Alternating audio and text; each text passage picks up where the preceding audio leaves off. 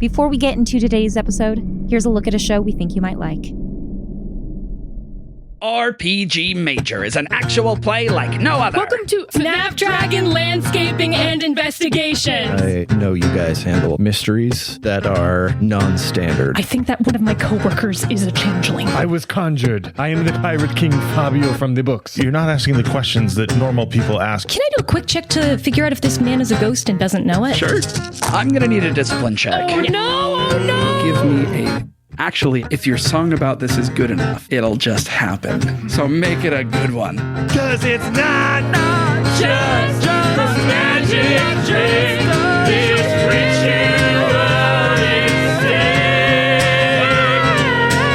That's right. It's a musical, but all the songs are made up on the spot. You're not lying to me. You've seen me try to lie. Now raise your voice and take your place in this world. I never wanted to hate you.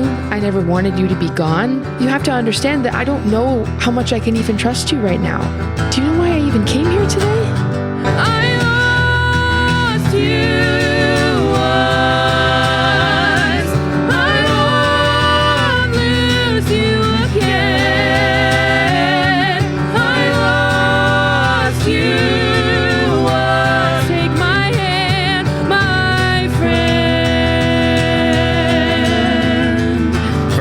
Mystery, storytelling with heart, and new songs every week. Subscribe to RPG Major.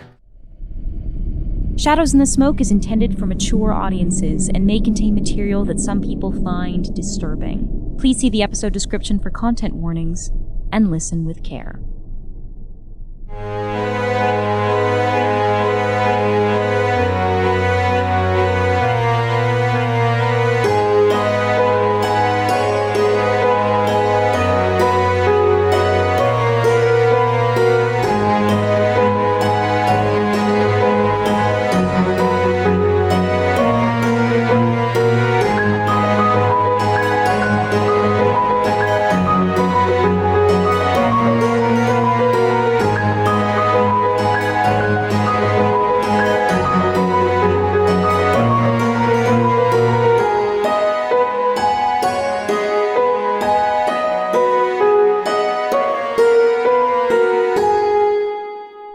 Welcome to the Dusk.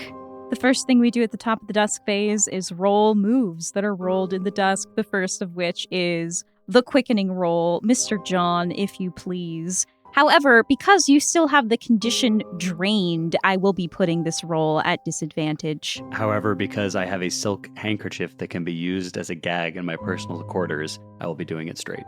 Okay, go ahead and mark that item. That's a 6. Oh god, no. Let's read the miss. I'm simultaneously so excited and so scared. On a 7 to 9, you manage to keep the quickening in check, but just barely take the following condition: drained. If you're already drained, to put on a mask. On a miss, you're going to lose control. Retire this character and tell the keeper to put the cursed in play, or reveal your curse to another hunter and ask for their help controlling you this night. If they agree, neither of you can take any action that would trigger a move during the upcoming night phase, though you should narrate scenes showing how the cursed character is being controlled throughout the night. During the dawn phase, you each mark 1 XP. Additionally, they get to define something interesting about your transformation. That information is a clue that can be used on the cursed. This option can only be used once. So, even if I use a mask to bump this up to a 7, because I'm drained, it costs 2 masks. Yeah, right now, if you were to spend a mask to bump it up to a 7 because you already have the condition drained, that would cost another mask. Good god. I don't want to take your night, though, Nat. We have to do something with Creamorn Gardens. No, my god, please do not worry about that. I also will volunteer to help you. Fuck, I mean, okay, here's the thing. Y'all are both great, but that is such a huge decision. I'm also torn if I want to reveal the curse this early. That's very fair. I mean, this will be episode 14, so we're like a decent way We are, in. but like, you gotta let me cook. I'm laying some red herrings. I'm putting in a little bit of a dash of this and that. Now I want to keep it. I'm gonna double mask. Thank you so much both for your... Oh my god, You're all burning right. through these. Please, God, hold on to them after this. Okay, Mr. John.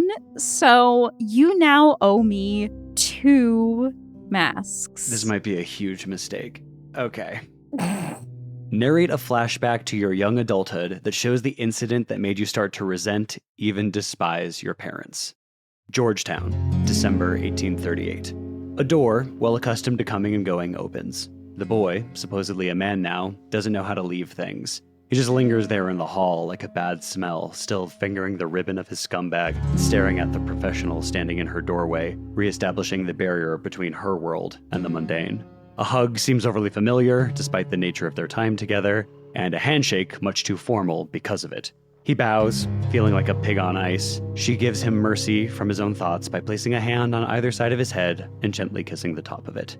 She smells of jasmine and sweat and animal and cinnamon, and she smiles at him before slinking back into her burrow. Augustus's father emerges from a door further down the hall, checking his gold pocket watch and nodding approvingly at his now properly deflowered son. They'd agreed that it was time for Augustus to have his cherry popped, and Julius Hutchinson decided the thing to do would be to take a trip to Bryan County for the occasion. Not that there was anything wrong with any of the painted ladies in Savannah, far from it. But it would be discouraging for one of their other customers to see the Hutchinson Corporation's heir apparent and worry he might someday pass to one of their daughters the same French flu they risk bringing home to their wives. Flies buttoned and pockets lightened, the men return to Richmond Plantation where Julius's brother Junior lives. The houseboy, John, gives Augustus a knowing wink as he clears his plate from supper, and for a long while Augustus lays in his bed, feeling the sheets against his naked skin, trying to decide whether or not he feels different. The next morning, Augustus awakes to a sound like logs popping in a bonfire, only over and over. He goes to the window and sees his uncle whipping John, the man who takes care of things around the house. Augustus stares as each lash wrenches more pain from John, until at last he collapses and does not stand again. His uncle turns John over with his boot, and with a mild blasphemy, throws the whip down in the dirt and stomps back off into the house. Why did he do that? Augustus asks his father on the carriage ride back to Savannah. Do what? Oh, why did he hurt John like that? Oh, something about weatherboards for the big house. I wasn't really listening. Did he kill him? Who? Did Uncle Junior kill John? Expect he did. It'll serve him right if he did. Hopefully the time spent going to auction and the expense of procuring a replacement will teach Junior to temper his temper. He has your grandfather's rage in him, just like you do. And with that, Julius settles back into his seat in a manner that suggests he's said all he is going to say on the matter, and wipes his brow with a monogrammed Supima handkerchief. Augustus stares out the window at the cotton scape stretching out as far as his eyes can see. When he gets home, he makes the report to his mother about seeing the man murdered. She places a gentle hand on either side of his head and kisses the top of it. Oh, sweetie, don't you fret another minute about that. It's not like they're people. And she smiles at him and goes back to her reading. So that is one of two masks. Are you giving me another mask of the past, or are we going into a mask of the future? I will be taking the condition most beloved. All right, so you are marking the gilded door. I'll go ahead and read it. Take the following condition, most beloved. Tell the other hunters they can no longer choose the gilded door on their own playbook. This does not count as being marked for them. You can never clear most beloved. There's a lot of choices being made. I know, this is so scary. I'm so stressed right now. Sometimes you gotta roll a hard 6. So we mentioned this a little bit in the very first episode, but just so you know, T, and all the listeners know, most beloved is an interesting condition that means that all of the threats and dangers within London are particularly focused on and drawn to you. There are some reactions and moves I can make that are specific to if someone is most beloved, then XYZ happens. So Mr. John is inviting much more trouble into his life by taking that condition, but I am very interested to see how it plays out. I feel like this has to do with poking my nose where it doesn't belong and learning the mastermind's name. That's why it felt like narratively appropriate. Oh, I like that. Yeah, very much. What a way to start the episode. My God. You retain the condition drained. Miss Douglas, would you like to do Moonlight Upon the Waves this evening? Yes, I would. All right, fantastic. I would like to invite you to answer a question, should you like to. As a reminder, we have 3 threats we are currently working on. The Creature of Cremorne Gardens, we have 0 clues for. So it seems like we should definitely solve that. We gotta go. I think. You actually are not even allowed to attempt to answer something until you have as many clues as is half the question's complexity. You would need to get 2 clues to even make a stab at it. We have the Spider Silk Seamstress. We currently have 3 clues for that. And the Demon of Kilburn Abbey, we're actually looking pretty good. We have 9 clues. for the demon, and we have a complexity 6 and a complexity 8 question, either of which we could answer. What are we thinking? I have a pretty strong working theory for why was the demon bound to a girl. And we'd be rolling with a +1. And I'm rolling hot, so we should probably... Definitely, yeah. I will go ahead and read the clues that we have gathered for the Demon of Kilburn Abbey. Archive records talking about a failed exorcism performed on an orphan girl who, as a result, died. Rabbit found in the study of Sir Harlow an old, barely legible letter detailing the ingredients and steps needed to conduct a demonic binding spell. Mr. Lloyd found arcane symbols painted on the skin of the entombed girl.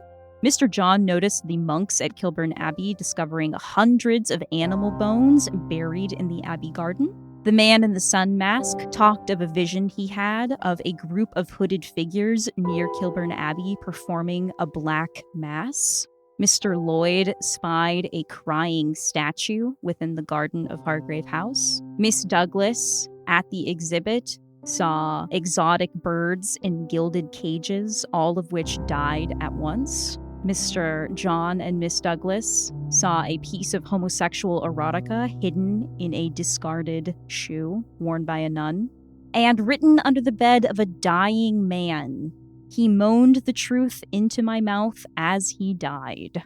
As a reminder, the question you are trying to answer here is, why was the demon bound to a girl? And we resolve the threat by performing a ritual to rebind the demon to the girl's corpse. Thereafter, the hunters have access to the custom move, Demonic Insight.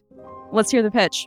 The black mass that the man in the sun mask saw was actually the church's planning and building committee, who had been having recurring dreams encouraging them to begin renovations, which was the demon's influence. 99 years ago, the abbot of Kilburn Priory knew a man who was a merchant, and at this time, the abbey functioned as an orphanage. One of the girls living there, an 11-year-old Welsh girl called Mefenwy, was gifted with second sight. The abbot and the merchant used her abilities with augury, which explains all of the animal bones, to influence their own luck in predicting force majeure and investing the church's money appropriately. She would foresee a hurricane, they would bring in a windfall. But they had another secret. They knew one another in the biblical sense, which explains the homosexual erotica in the nun's shoe.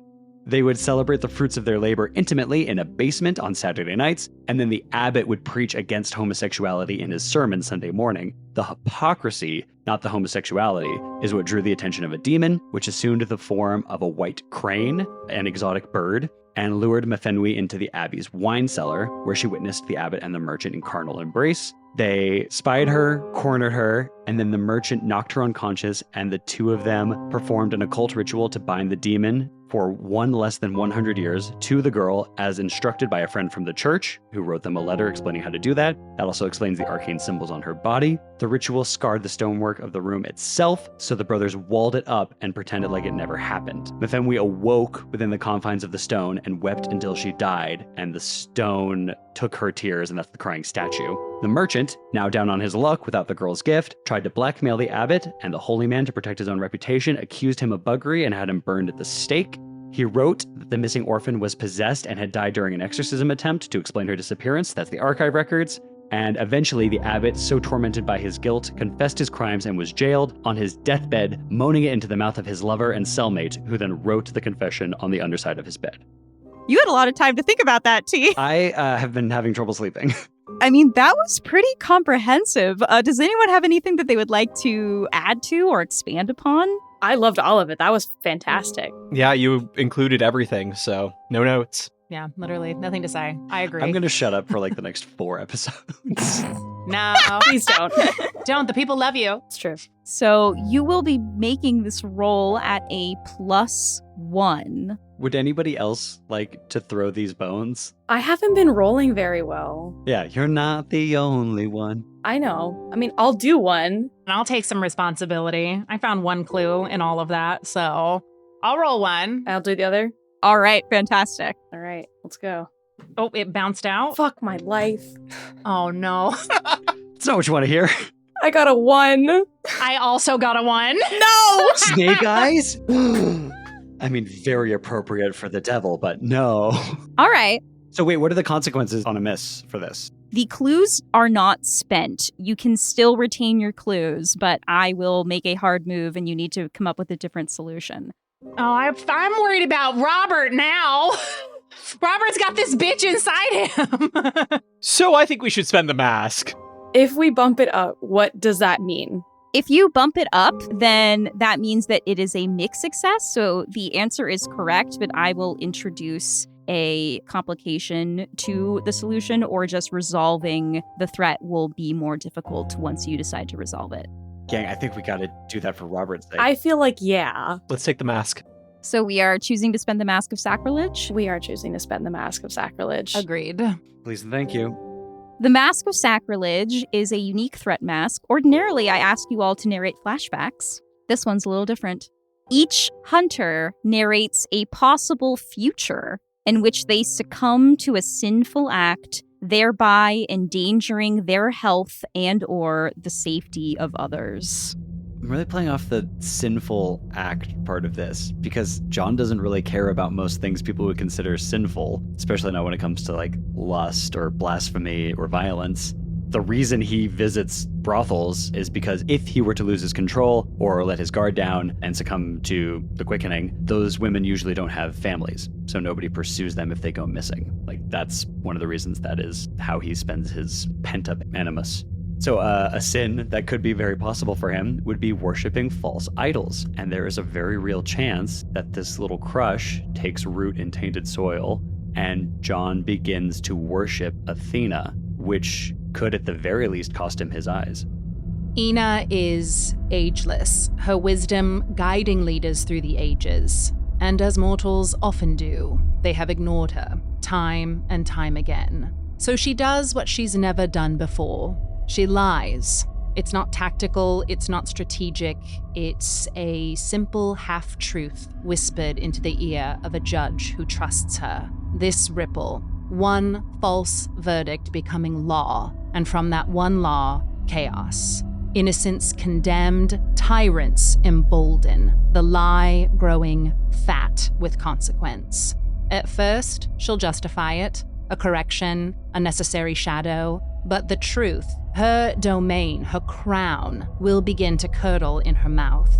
Owls will cease to roost near her temples. The olive trees at her shrines will grow brittle. She'll dream of blood-soaked scrolls, of shields splitting in her hands, of Medusa turning away from her, not to stone, but to silence. The sickness won't be in her body. It will be in the very idea of her. And for the first time in her agelessness, Ina will grow afraid, not of war, not of death, but of what might become of a world where even she cannot be trusted to wield wisdom without sin.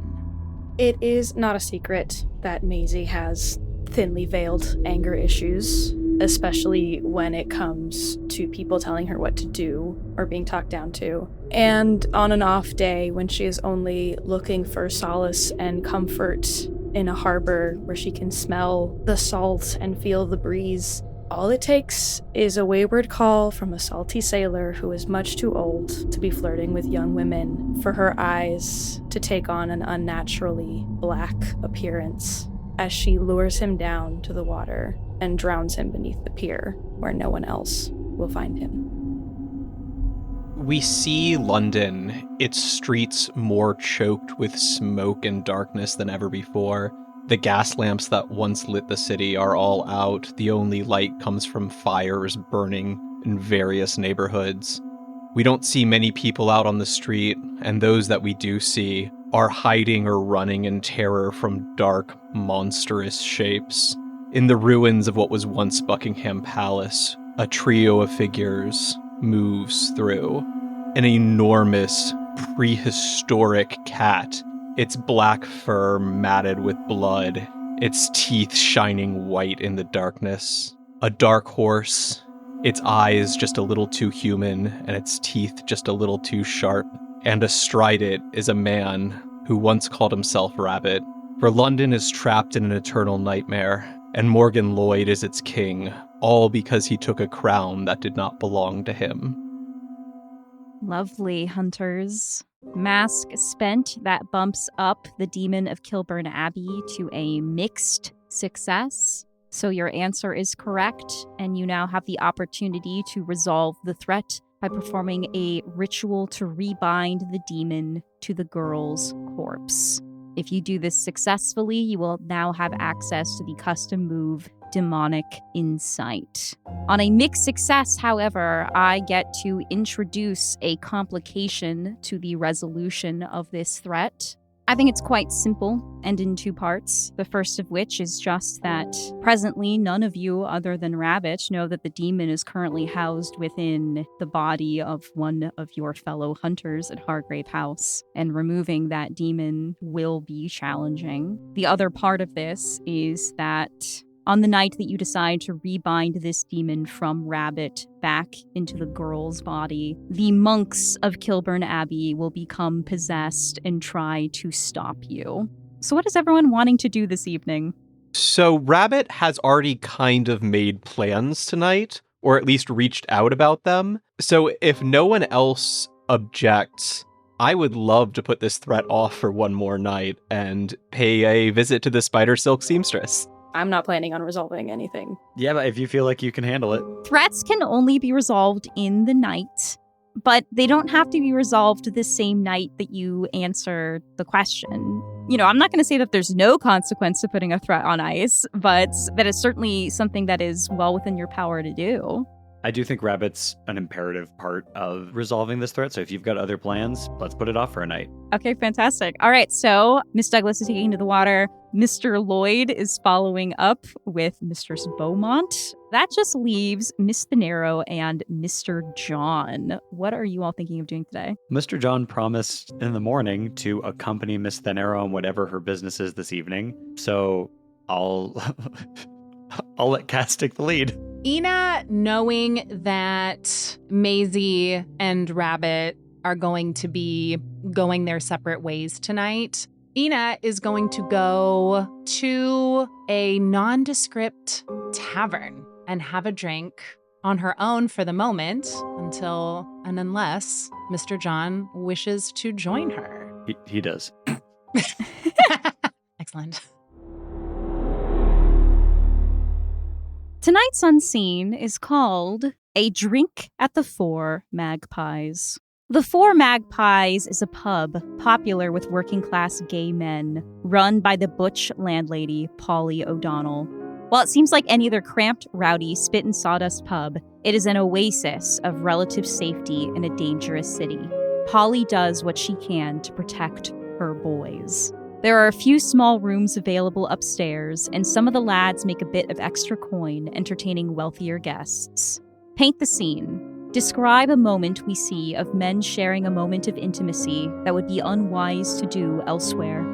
There's a bench by the door, and we see 2 young men sitting next to each other, not necessarily close, but in proximity. They're talking and they're drinking, and they are engaging in the very, very simple action of holding hands. It seems so simple to anybody else, but to them, that's something they could never do out in the open anywhere but here.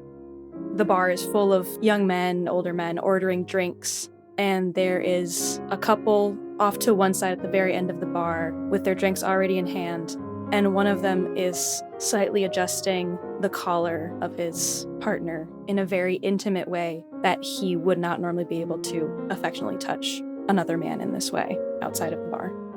There's an artist with a charcoal stick and a sketch pad, and his muse is posing for him on the other side of a table in the candlelight. And he's freely, without any guise or facade of, the masculine form, just capturing how beautiful he thinks this man is. And we see the door open, and a man at the bar stands up, for he's excited to see someone he hasn't seen in a long time coming through. The 2 walk to each other, greet each other like old friends, and then the one who just came in gently grabs the man who was sitting at the bar's cheek, stares into his eyes, and the 2 of them lock in a tender but passionate kiss. Miss Thanero and Mr. John, where are you off to tonight? Ina and Mr. John are going to a nondescript hole-in-the-wall tavern that Ina does actually frequent called the Blind Owl. And Ina this evening has already been about London in her usual garb. And tonight, it's very different. Mr. John is going to see a different side of her in this environment. She's wearing a very simple shirt, a skirt, normal to the time, very simple, and a black cloak with the only note to who she is being an olive branch clasp at her throat. And her hair is down but gently pulled back off of her face. And she is still remarkably beautiful, but is trying to blend in and play all of that down to feel normal. After one of the more strenuous attempts to stave off the curse, the most strenuous this far, the roiling in Mr. John's muscles settles, the hair retracts, and his body is back to the regular smattering of fur. He removes his father's handkerchief from his mouth, folds it neatly, places it on the bedside table, and unlocks the manacle around his neck. And then, knowing that he has an engagement this evening, puts on his very best suit, which is of, the 2 or 3 that he has, not saying a lot, but it's his gray and dark gray checkered suit that he wore to Vittorio Clemenza's exhibit. And it is bedecked with a gold pocket square and a gold cravat that holds 3 gems. And he fastens it in the looking glass, making sure it's just perfect, smooths down his hair, shakes his hands and his head and says, "Come on now, Gus. You're acting like a schoolboy." And pulls back the bookshelf and descends the stairs. Oh, doubles back, takes off his worn, tattered shoes and puts on a fresh pair of spats, brand new from the cobblers, and walks down the stairs to discover Ina in understated dress. Dressing up for me, are you? Well, I know you tend to frequent these high society type establishments, and I wouldn't want to go ruining the falutin for you. Mr. John, tonight is not that kind of party. If you'd like to be a little more comfortable after the day you've had, I'm not opposed to you going up and getting into something a little more favorable to where we're going. I wouldn't want to keep you waiting, but I do appreciate that. Go and change. Ina is surprised, delighted, maybe feeling something a little different at this very ornery American trying to put on like all of these airs for her. And I think she just kind of stands there while he goes back up, just chuckling to herself about it. And he returns to his room, changes into his regular suit, takes the jewels off, takes the cravat off, toys with the pocket square for a while to be like, well, you gotta have a pop of color. And finally decides to leave it there, but then unbuttons his shirt so it's just kind of exposing his chest and leaves on the new shoes. Better? Yes. And I think she just straightens his coat a little bit. Come along, Ben. The night's not going to wait. Ladies first. Miss Douglas, now you are taking to the water tonight, but where specifically? Maisie is going to try her luck at Cremorne Gardens to see if she can approach the creature from the water. I think we find you walking through Chain Walk. It is a street that is along the harbor and very close to Cremorne Gardens. As you are passing, you smell roasting coffee beans and delicious suppers from open windows. You hear the whistle of steamer ships in the distance. I think in a little shadowy corner, you hear the hopelessly stupid giggling of young lovers who have found a small place to reconnect. I have a paint the scene for you all here as Maisie is making her way down the street. This street, just a few hundred feet from Cremorne Gardens, will become the center of an artistic movement in London in a few short years. What do you see right now that hints at this future? There is a warehouse for typically receiving shipping materials that has already been converted into a multi-occupant loft where impoverished youth here to embrace the image of the starving artist have set up shabby curtains in lieu of walls and all take up residence with one another, sharing bills and wine and food. There is a gathering of artists on a lawn with a delicately dressed model sitting in the middle of them as they all sketch her with charcoal. It's closed for the evening at this point, but there is a small odds and ends store that recently has started putting paints, charcoal sticks, and other tools of the trade in its window. On Chain Walk, we see a small wooden platform, and we see a busker, a young man, 15, 16 years old, who is doing his best to juggle. But he's juggling these old glass bottles. But he's very happy to be there. He's smiling, he feels joy, and he's hoping that some young lovers walking along the street will stop by and drop some coin at his feet. Miss Douglas, I'd love to hear about your transformation. Much like last time, Maisie takes off all of her clothes as she approaches the water and brings out her pelt, which is still mostly severed in two pieces, but has started being, put back together. And as she walks into the water, she wraps it around herself and then dives into the waves and reemerges as her seal self, with the distinction that now across the left side of her body, there are what appear to be gold stitches. And then right below that, the same silver leafy embroidered patterns that were seen on Sir Richard Harlow's skin, where she attempted to fix the pelt with the silver thread. It has now taken on that shape. And she dives into the water. When we invoke Moonlight Upon the Waves, you get to choose 2 boons and 1 complication. What would you like to choose today? I would like to find a clue. Then I'd like to find a keepsake. I ask another hunter what it is and add it to my personal quarters. And for my complication, I'm going to say a creature of the deep demands a favor in return for my help. And Mr. Lloyd. Rabbit heads down to Savile Row, to the former shop of Vittorio Clemenza that is now being run by Miss Beaumont. Much like what Miss Thanero found by day, Ms. Beaumont's door remains closed. There is a little sign out front that says appointments only. But you do see the glow of a lantern burning from beyond the veiled window. Rabbit knocks on the door first. Is there any response? There is no response within the shop, yet the hum of the street grows quiet. Then he tries the doorknob itself. Does it open or is it locked? The door opens for you. Rabbit walks into the shop.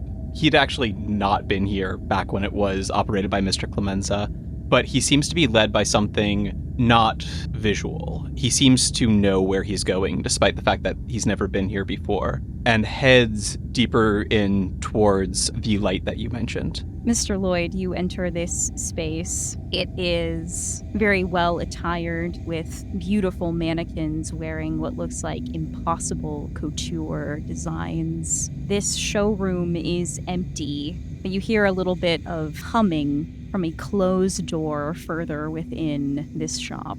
Rabbit continues on towards that door, stops, and again, politely knocks at it. And who might that be? I believe I've sent a messenger or 2 ahead of me, so I think you probably have an idea of who I am. And what have you brought me? A gift and a message. The door opens for you. Let's return to the 4 magpies. Natalia.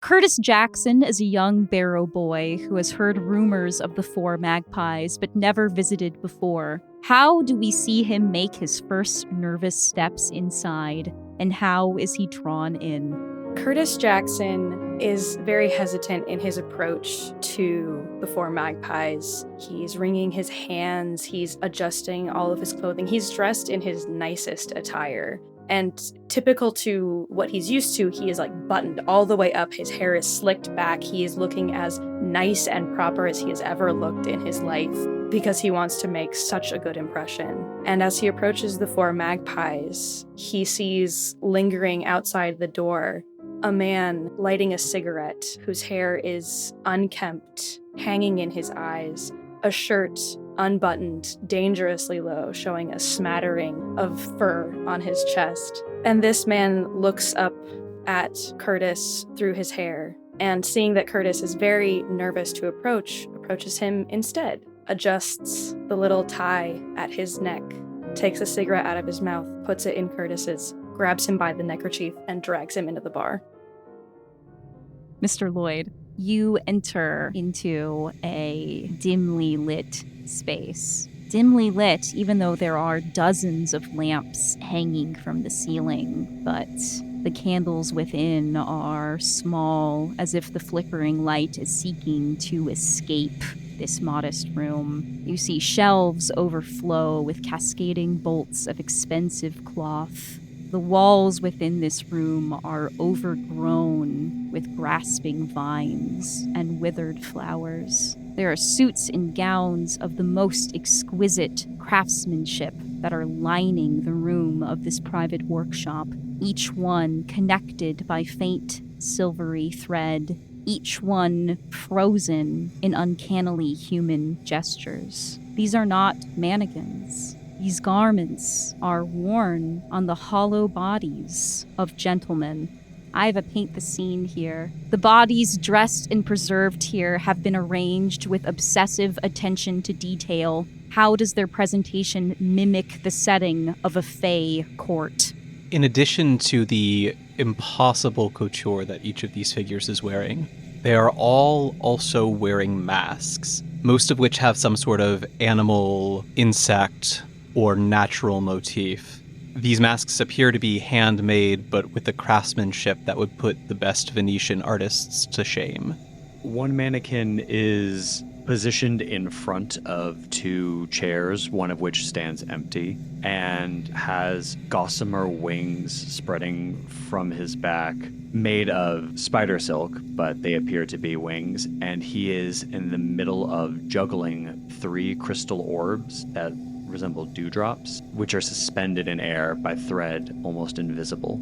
In another corner of this room, we see 2 men sitting at a table, the table looking like it has grown out of the floor. And in between these 2 men is a contract, and the 2 of them appear to be in the midst of striking a bargain.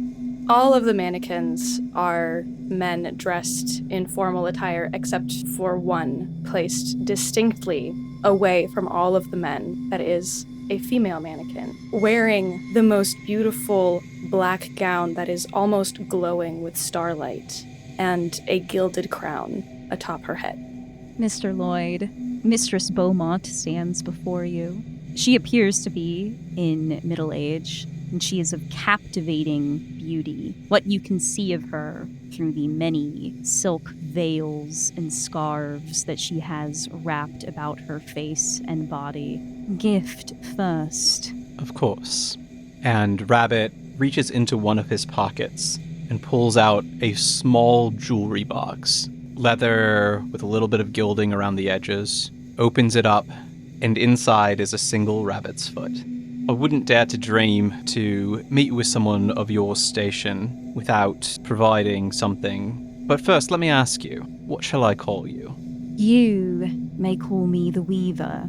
Rabbit bows his head slightly and hands the box towards her. When she reaches to take it from his hands, he immediately grabs the wrist that she proffered forward and pins her up against a wall by it. I am giving you all the respect that a jumped-up lesser gentry of your station properly earns. Like I said, I reckon I know who you are, and I reckon you know who I am. I may not walk the ways or carry any title but one anymore, but I can still take you, pull those pretty little fangs out of your head, give them to the High Queen as a gift, slit your throat, and use your blood as ink in my book if you try and fuck with me in any way. Do we understand each other?